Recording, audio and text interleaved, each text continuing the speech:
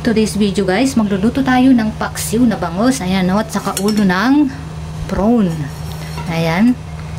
Itong aking mga ingredients, kailangan din natin dito ng ampalaya. Mas gusto ko kasi yung ampalaya guys. Or pwede rin kayong gumamit ng ibang mga vegetables. Ayan, okra or talong. Depende na sa gusto nyo guys. Ayan, kailangan din natin dito ng sibuyas, bawang, ayan, kamatis, luya, at saka sili. Maliban dyan guys, kailangan din natin ng mga iba pang condiments gaya ng asin, paminta, suka, at kaunting tubig mamaya. So ayan, dito lang natin ilalagay, ihalera lahat yung mga sangkap, kagaya ng kamatis, ayan, dito sa ilalim. Ayan, again guys, alternatibo lang ito kung wala kayong suka. Ayan, dahil ayaw ng amo ko ang amoy ng suka, kaya naglagay ako ng kamatis. Then, lalagay na rin natin yung ginger. Ayan. Yung ating onion. Garlic. Yung ating milk fish o bangus. Ayan guys, ito talaga yung maganda, masarap na sangkap, bangus. Ayan guys. And then, yung ulo ng ating prawn. Ayan. Lagyan na rin natin yung ating sili. Ayan guys. Yung ating gulay sa taas. Pwede kang maglagay ng talong, okra, or ano pang klase ng gulay na gusto nyo guys. Then, favorite ko itong ampalaya, kaya ampalaya ang nilagay ko. And then, lalagay rin ako ng konting long bean o sitaw. So, ayan guys, lagyan na natin ng vinegar.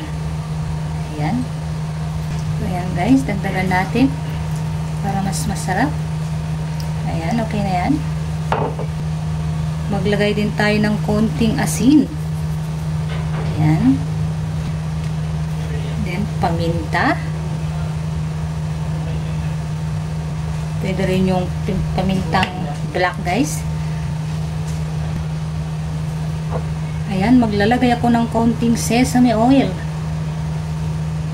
Ayan guys, pampadagdag ng lasa at bango.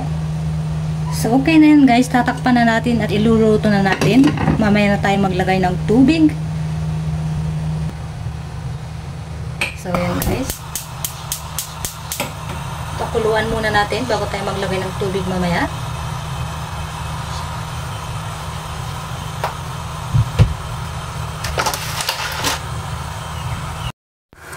So, ayan guys, kumukulo na ang ating paksiw. Ayan. Mag-add na tayo ng konting water guys. Kunti lang dahil kusang magtutubig yung ating isda at yung ating kamatis na nilagay kanina sa ilalim. So, ayan. Takpan lang natin ulit. At hintayin nating maluto ang ating paksiw. Ayan, wag natin siyang halu-haluin guys para hindi siya magkagutay-gutay. So, ito na guys, ang ating paksiw. Ayan guys.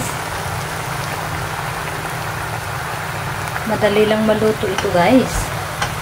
Ayan. Kung nakukulangan kayo sa tubig, pwede kayong mandagdag. Pero sa akin, mas gusto ko kasi yung konti lang ang sabaw niya. Ito nga guys, luto na ang ating paksiw. Ayan guys. Luto na ang ating paksiw. Ayan. Mas gusto ko kasi yung konti lang ang sabaw guys. Kaya ito okay na. Kung gusto niyo ang video na to guys, pa-subscribe naman, pa-like, and follow. Pahit na rin yung notification bell para updated kayo sa mga videos pa na aking gagawin. So thank you guys for watching.